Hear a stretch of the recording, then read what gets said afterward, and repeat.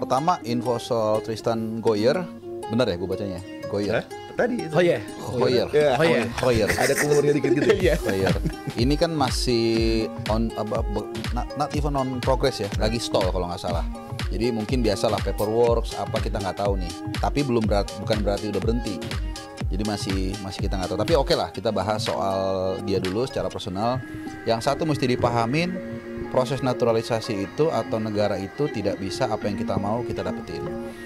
Tapi apa yang ada itu harus kita manfaatin. Jadi kalau saat ini banyak pemain yang naturalisasi itu main belakang ya karena itu yang ada dan yang mau mereka.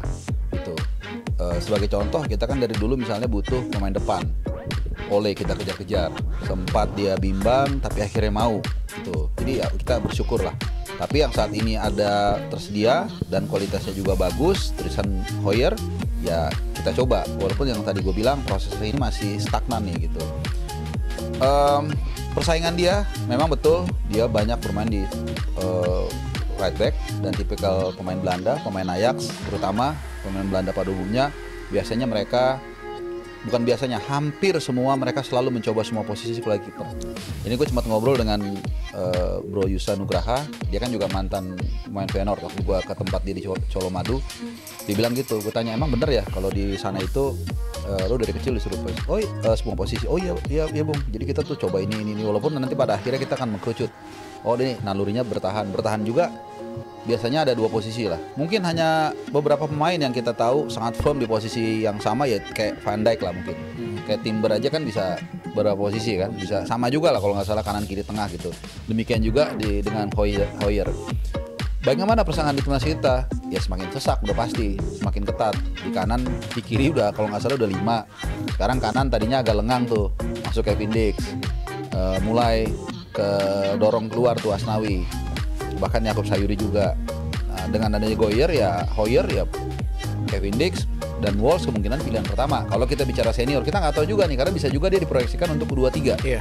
Karena 1-2 hari ini Pak Erick Thohir sedang mempersiapkan untuk kelas usia supaya ada kesinambungan.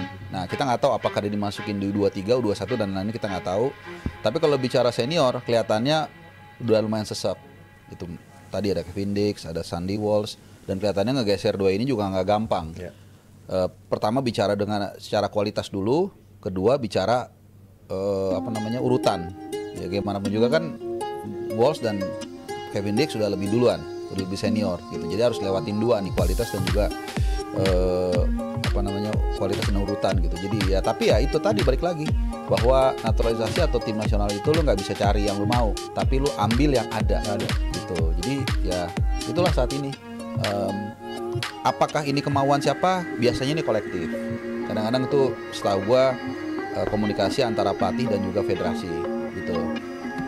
Dari mana aja bisa, nggak ada masalah. Bisa juga dari Kluivert. Misalnya contoh, gua butuh striker, ada yang ini coba deh. Nanti federasi yang deketin. Bisa juga federasi yang ngomong, gua ada catatan nih, data si ini nih bagus. Gimana menurut lo? Ngobrol mereka, gua nggak butuh atau gua butuh segala macam gitu. Jadi itu nggak ada masalah, itu masalah prosedural aja.